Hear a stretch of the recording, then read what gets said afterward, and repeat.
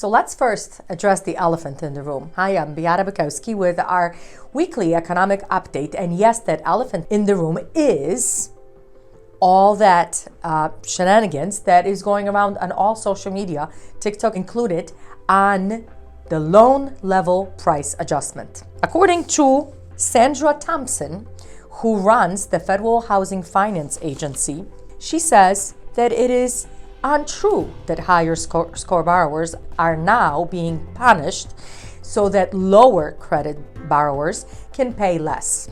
According to her, she further says, they do not represent pure decreases for high-risk borrowers or pure increases for low-risk borrowers.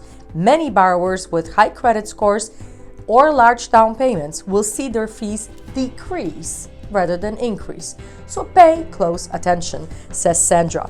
The other portion that for right now is a little deferred of these adjustments is the 40% debt to income ratio. And we here on the lender side are doing everything possible to forego this completely, because this will definitely affect affordability, because interest rates adjustments are going to be quite large over that 40% ratio. But two economic news from last week. The Fed's favorite measure of inflation is the personal consumption expenditures. In March, that increase was 0.1%, dropping the overall annual rate from 5.1 to 4.2.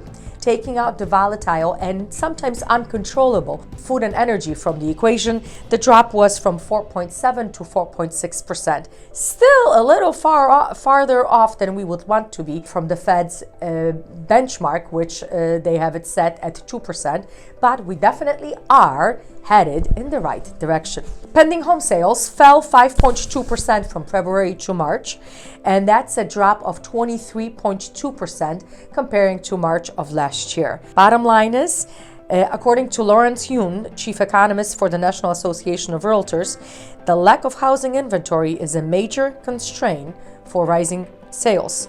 Multiple offers are still occurring on or about every third listing.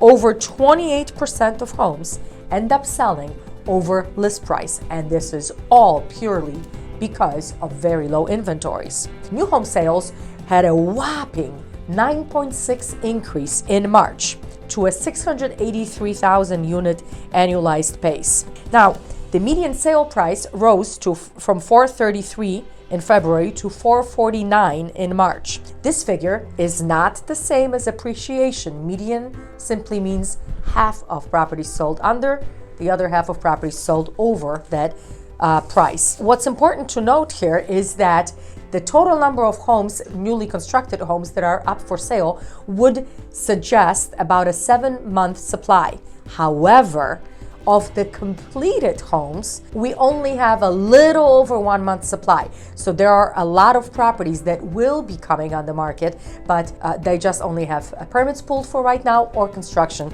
just started. Lastly, but not least, on the employment arena, 230,000 people filed for unemployment for the first time last week, bringing the total continuing claims to 1.858 million, and it looks like numbers are rising when it comes to unemployment. Slowly, but they are rising. And this is for sure the last piece of news for last week to share with you. The first read on the first quarter's GDP showed economy growing 1.1%, which was half of what economists have expected at 2 to 2.5% growth. Now, this is the first reading, and there's going to be at least 3 revisions to it before we actually end up the quarter with more accurate numbers. But remember, GDP on the positive will not allow economists to officially name it a recession. Stay tuned for further news. Beata Bukowski, Fairway Independent Mortgage, over and out.